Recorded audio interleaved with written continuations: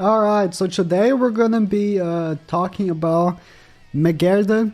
Now that I have the healing card set, which I think is like a must to use this unit right now, unless they like give her like some support, I can more properly use her, and I'm gonna tell you right now, she is so much better now with the healing card set. Her passive is actually so good if you have it.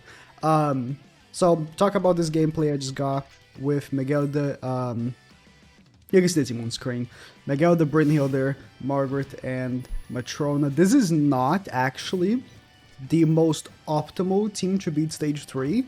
The most optimal with Megelda would be, instead of Brynhilde, use Ban. Because Ban's healing makes so all your units heal so much all the time that you're just non-stop having her passive. So that would be like the optimal. But I found that it's incredibly difficult to beat stage 1 with that team. After you beat stage 1, the other two stages are much easier. But stage 1, because of phase 4, it's so hard with that team. You need godly RNG.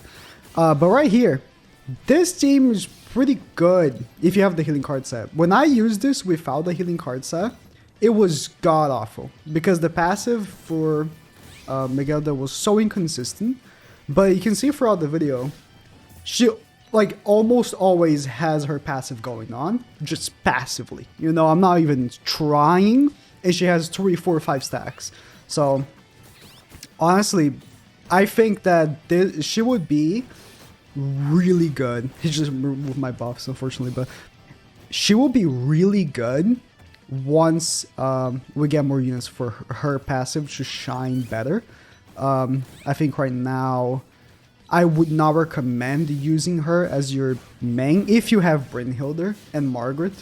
I think Brynhilde, Margaret, Grengalfer, and Matrona would still be my go-to for consistency, because I beat stage 3 of that team with 0 issues unless I get unlucky. And here, not as easy, but good. I think, again, I think Megelda is gonna be crazy good once we get. I don't know if I want to say another healer for her, another healer on the team. I think like the setup I have with her is her with Tarmiel as a link, and she is getting enough healing. Her passive is constantly going. Honestly, the weak link of the team was Brynhilde. Not because Brynhilde is bad, Brynhilde is really good. It's just, for her, the passive just wasn't very good. So I beat stage 1 here. Brynhilde kind of carries stage 1 on phase 4 because all her cards do damage. Like, again, like even when I got like Margaret level 3 cards, when I was using Ban, it was so difficult to beat stage 1. I still did it, but then for stage 2 I would have like almost no HP, and I would just die instantly. So Brynhilde is a big carry there. So yeah, Brynhilde was kind of like a weak link, because most of the time she wouldn't have the passive, because I only have one Tarmiel. So I had to give it to Megelda for her passive, and so Brynhilde wouldn't have all those buffs from the passive and just wouldn't hit that hard on stage 3. So I think a medium between a character that can help me beat stage 1 and I can also get the passive going for Megelda would be like maybe even the optimal team to beat stage 3. Honestly. Like, if not for that, for like Brynhilde just having difficulty having, you know, the passive going with the full healing all the time, especially on stage 3. Stage 2, they debuff you quite a bit, so it wasn't that hard to get the passive going, actually, not as hard. But on stage 3, it was. Like, most of the time, Brynhilde would have maybe 1, 2 buffs. When I was getting lucky, it would have like 3, 4.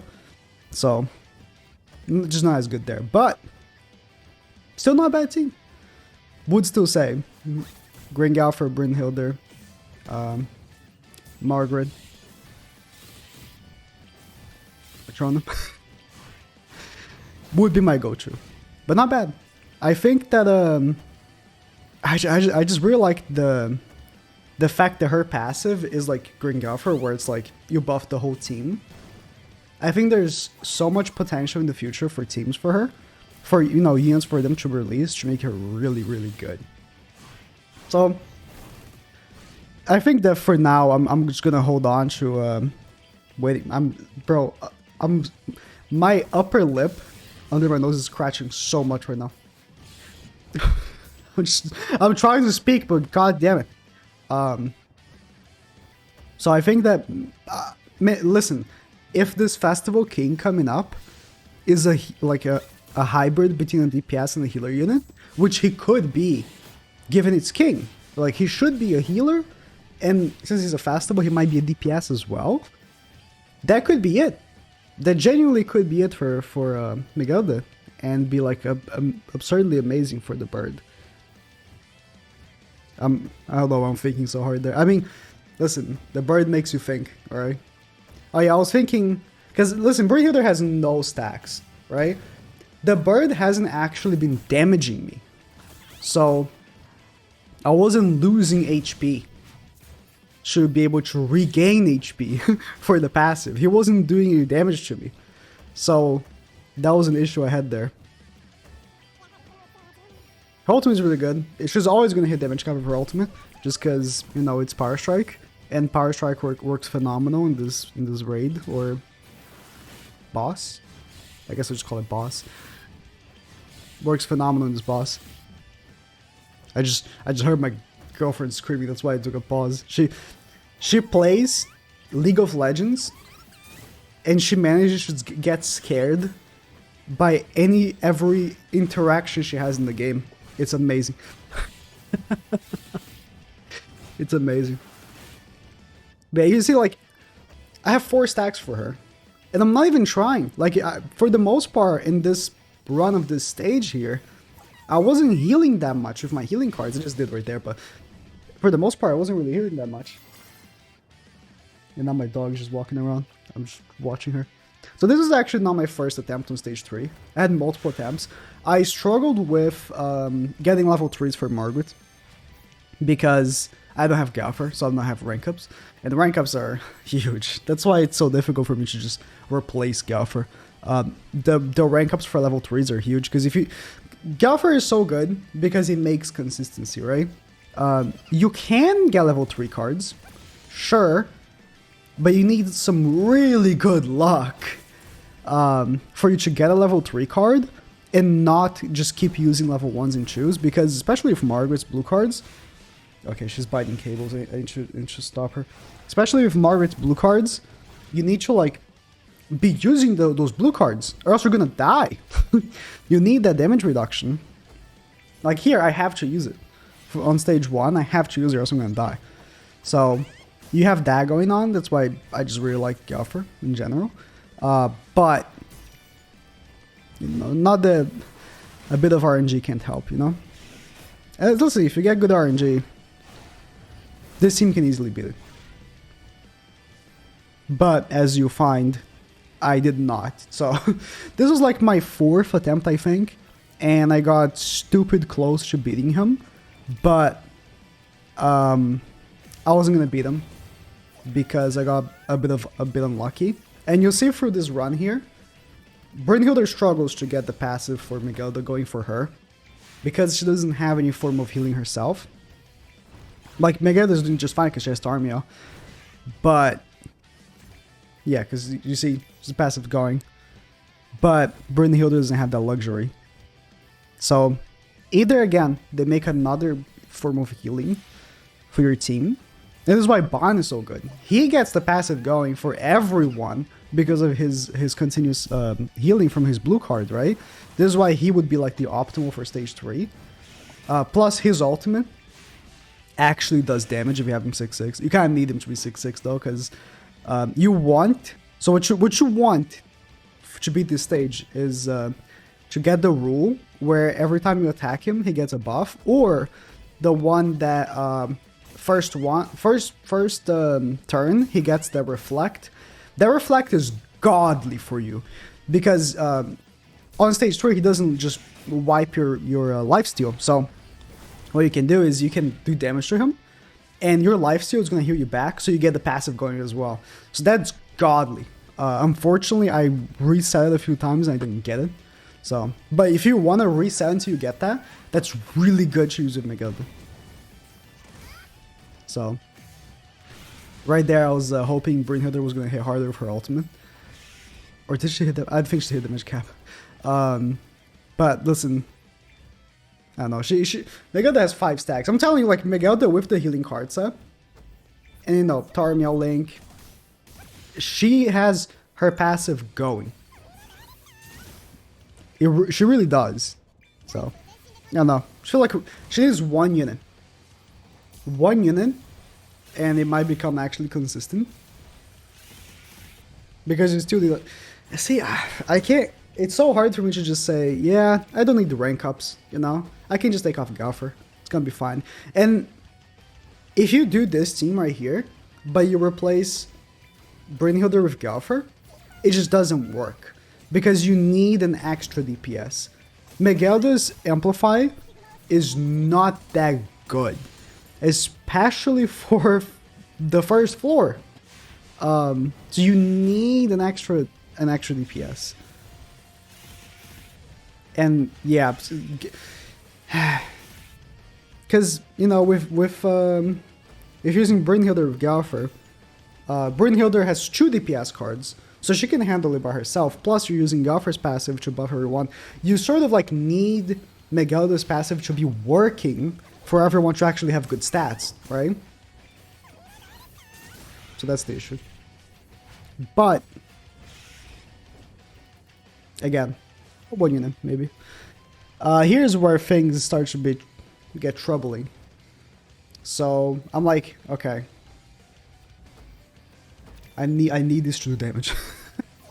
Oh, maybe I'm mixing up because I did a few runs here. I think this was the only run where like Brynhilde had good buffs because I was constantly getting healing cards.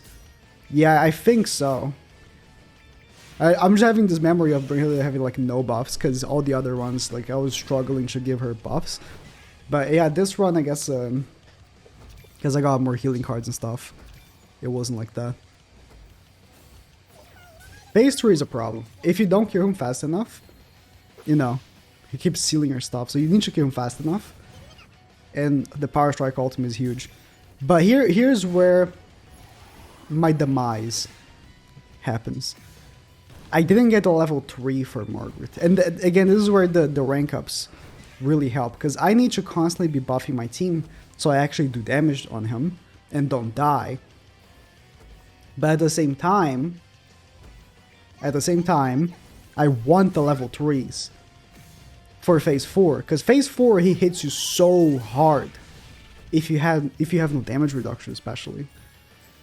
So that was where I lost right here. Like first turn, I have no level 3 damage reduction. If no level 3 damage reduction, you basically lost. So what I could have done is I could have damaged him a bit more. But no matter what I did, Matrona was dead. I just wasn't like that card. She has 0 buffs. Like Brynhilde has 0 buffs from the passive. Matrona was dead regardless of what I did there. So that was like it. And he had the... So... Oh, what happened? Okay, let's go back. I don't know why my thing got turned black there. Matrona was dead. And he had the rule where if he drops below 25% and doesn't die, he full heals. Right? So... I was hoping this wasn't going to drop him below 25%. But it did by a little bit, and he full healed. Regardless of that, he was going to steal me next turn. And give himself the evasion. So that was it. I stopped recording. He was going to give himself the evasion. So there was no shot anymore. There was no way I could have won, because I only had 3 turns especially. But given I did like 10 more attempts, I definitely would have beaten it. I don't think it's worth given that, you know, with Galfer, Brynhilder is more consistent. But given enough attempts, definitely can beat it. But yeah, this is Brynhilder with Megalda. It's good. It's good.